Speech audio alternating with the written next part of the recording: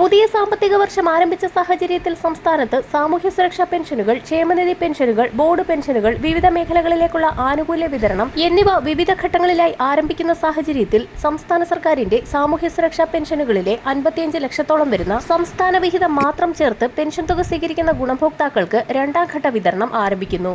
ഇതോടൊപ്പം തന്നെ 8 ലക്ഷത്തോളം വരുന്ന NSAP പെൻഷൻ ഗുണഭോക്താക്കൾക്ക് കേന്ദ്രവിഹിതം ഒഴികെയുള്ള തുകയും, ക്ഷേമനിധി ബോർഡുകൾ വഴി പെൻഷൻ തുക സ്വീകരിക്കുന്ന ഗുണഭോക്താക്കൾക്ക് സംസ്ഥാന സർക്കാരിന്റെ വിഹിതവും ചേർത്ത് പെൻഷൻ ആനുകൂല്യങ്ങൾ എത്തിച്ചേരും. സംസ്ഥാന സർക്കാരിന്റെ ബജറ്റ് പ്രഖ്യാപനമനുസരിച്ച് 3 ഗഡു പെൻഷൻ കുടിശ്ശികയിൽ ആദ്യ ഗഡു വിതരണവും ഏപ്രിൽ മാസം മുതലാണ് ആരംഭിക്കുന്നത്.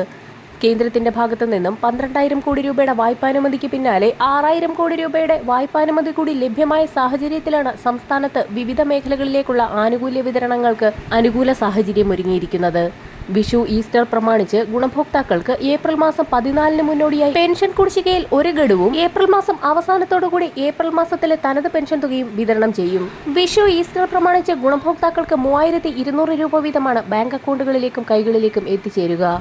എന്നാൽ പെൻഷൻ ഗുണഭോക്താക്കൾക്ക് 2 ഗഡു പെൻഷൻ തുക അക്കൗണ്ടുകളിലേക്ക് എത്തുമ്പോൾ 500 മുതൽ 1000 വരെയുള്ള കേന്ദ്രവിഹിതത്തിൽ കുറവ് വന്നേക്കാം. നിലവിൽ മാർച്ച് മാസത്തിലെ പെൻഷൻ തുക വിതരണം അവസാന ഘട്ടത്തിലാണ്.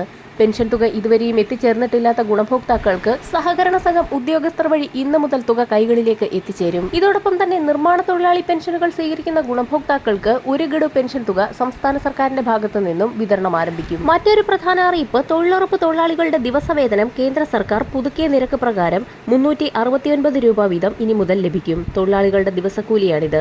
മഹാത്മാഗാന്ധി ദേശീയ ഗ്രാമീണ തൊഴിലുറപ്പ് പദ്ധതി പ്രകാരമുള്ള പുതുക്കിയ വേതനം ഏപ്രിൽ 1 മുതൽ പ്രാബല്യത്തിൽ വരുമെന്ന് ഗ്രാമവികസന മന്ത്രാലയത്തിന്റെ ഉത്തരവിൽ വ്യക്തമാക്കുന്നു. നിലവിൽ 346 രൂപയാണ് കേരളത്തിലെ തൊഴിലാളികൾക്ക് ലഭിക്കുന്നത്. ദേശീയ തലത്തിൽ 2 മുതൽ 7% വരെയാണ് വർധനവ്. വരും ദിവസങ്ങളിലെ സർക്കാർ അറിയിപ്പുകൾക്കായി ചാനൽ സബ്സ്ക്രൈബ് ചെയ്യാൻ മറക്കാതിരിക്കുക.